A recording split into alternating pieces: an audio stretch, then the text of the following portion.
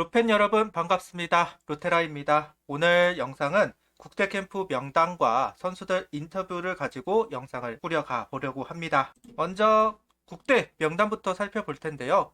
하나는 투수 류현진, 정우주 두 선수가 합류를 하게 되고, 야수로는 최재훈, 노시환, 문현빈 세 선수가 합류를 하게 됩니다. 총 5명의 선수가 합류가 되었고, 문동주 선수는 부상으로 캠프 명단에서는 제외가 되었습니다. 문현빈 선수가 합류를 하느냐 마느냐 좀 이야기가 많았던 것이 사실이죠. 그런데 다행이라고 해야 될까요? 문현빈 선수가 합류가 되었네요. 아무래도 문현빈 선수 같은 경우는 중견수, 좌익수, 2루, 유격수, 3루까지 소화가 가능한 선수이고 슈퍼 백업이라고 할 만한 선수입니다. 거기다가 어느 정도 타격도 되니까 국대 입장에서는 문현빈 선수를 합류를 시켜서 백업으로 활용하는 것이 가장 좋은 방안이다 라고 생각을 했던 모양입니다. 그런 부분이 어필이 되어가지고 국대에 참여하기를 바랬었습니다. 투수는 몰라도 야수는 국대에서 참 많은 것을 배우고 온다고 생각을 하는데요. 특히나 이번에 또 아시아게임 군대 면제가 걸려있는 대회이기 때문에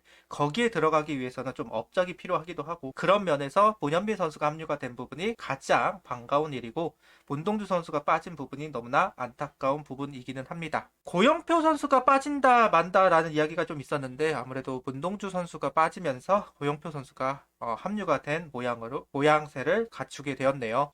빠진 선수로는 홍창기, 배창승, 유영찬, 김태견 이 네 선수가 일단 최종 명단에서 빠졌다라는 이야기가 있습니다. 아무래도 지난 국제대회에서 난타를 당한 부분들이 최종 승선하지 못한 이유가 된다라고 이야기가 좀 나오기도 합니다. 문동주 선수 제외 과정에 대해서도 이제 이야기가 나왔는데요. 지난달 30일 오전 한화에서 불펜 투구를 계획했었는데 어깨 컨디션이 좋지 않아서 그날 불펜을 들어가지 못했다. 그 뒤로 지속적으로 구단과 접촉했다. 그때는 통증이 이전보다 나아졌다고 들었다. 4일 오전 다시 불펜에 들어가려고 했는데 컨디션이 좋지 않았고 1, 2구 던진 뒤 지난달 30일보다 통증이 더 강하게 왔다고 얘기를 들었다. 하나에서는 적어도 5일에서 많게는 일주일은 휴식을 취해야 한다는 입장이다.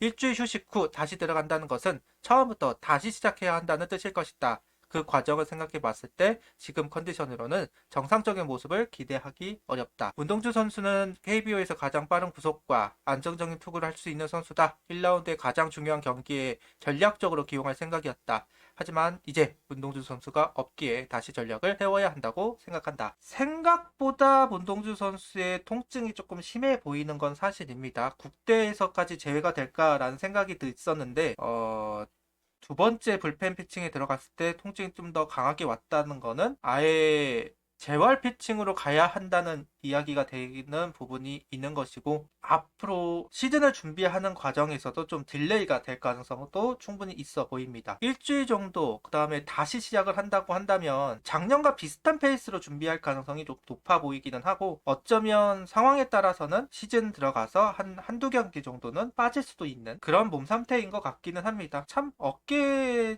때문에 참 고생을 많이 하네요. 어쩔 수 없죠. 강속구 선수들이 가지고 있는 고질병들, 특히나 문동주 선수 같이 투수 경력이 짧은 선수들에게는 항상 따라다니는 꼬리표처럼 나오는 게 이제 어깨 부상인데, 잘 쉬고 잘 케어해서 시즌에 큰 무리 없이 준비를 했으면 좋겠네요. 다시 한번 명단을 보여드리고 선수들 인터뷰 영상으로 이어 넘어가 보도록 하겠습니다. 그동안 WBC에서 너무 무력하게 졌다. 이번에는 좀 무력하게 지지만 않았으면 좋겠다는 생각이 드네요. 아무래도 국제 경쟁력이 막 마냥 뛰어난 상태가 아니기 때문에 과연 본선에 올라갈 수 있을지 의문이 있기는 한데요.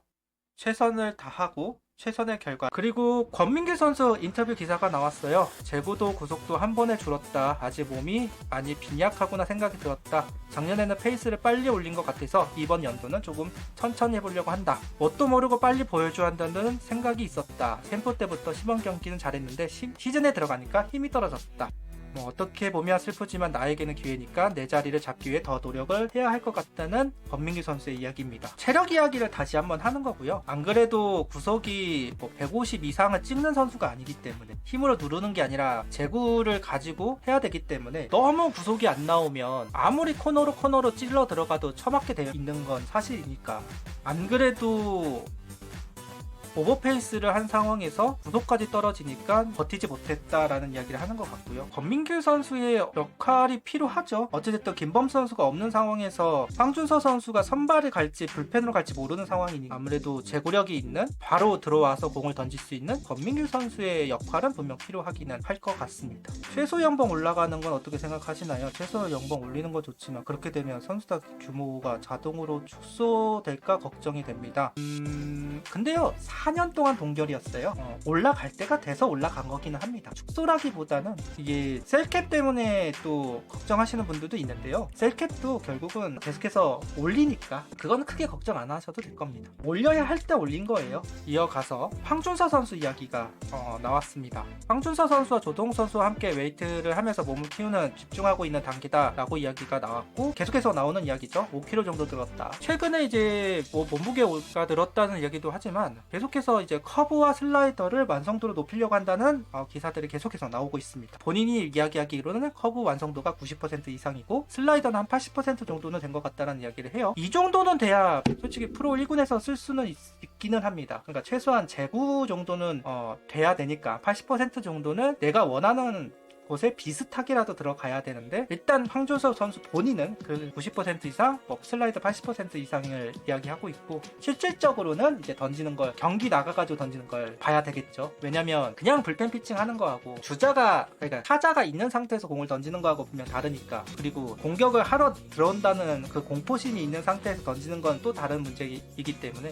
그 상황에서 이제 커브가 90%가 되고 슬라이더가 80%가 돼야지만 쓸모가 있겠죠. 그 부분만 이제 확인을 하면 되긴 될 거라고 생각이 듭니다. 그래도 어찌됐든 두 구종을 계속해서 던지고 있다. 걱정거리는 너무 많이 던지다가 구속 떨어질까봐 좀 걱정인데 다른 기사에서 확실히 몸이 좀 커지니까 공에 힘이 들어가더라, 힘이 좀 실리더라 라는 이야기를 하면서 그런 부분도 좀 걱정 안 해도 된다라는 식으로 이야기하기는 했는데 어쨌든 올 시즌은 좀 구종을 늘린 황준서 선수를 볼 수는 있을 것 같아요. 그래서 슬라이더가 어떤 슬라이더인지가 진짜 궁금하긴 합니다. 계속 이야기하지만 불펜 피칭 때는 안 보여줬었거든요. 좀 궁금한데. 그 다음에 에르난데스 기사가 나왔습니다. 새로운 걸 많이 바꾸기보다는 제구에 집중을 하고 있다. ABS 도입한 부분에 대해서 어떻게 생각하느냐라고 했을 때 이미 경험이 있다고 합니다. 마이너리그에서는 한번 돌리고 있으니까 그리고 스트라이크 존 중앙을 보고 던지는 스타일이라 크게 의미가 없다는 이야기를 합니다. 확실히 궁금한 거는 횡적으로 이렇게 휘는 게 안쪽으로 들어오는 구종이라기보다는 에르난데스는 기본적으로 이게 바깥쪽으로 빠지는 구종들이 대부분인 거잖아요. 피칭을 하는 걸 봤을 때 과연 스트라이크 존에 영향이 안 받아야만 좀 성공 가능성이 높을 텐데 그 부분만 좀 확인을 하면 좋겠다는 생각은 좀 있습니다.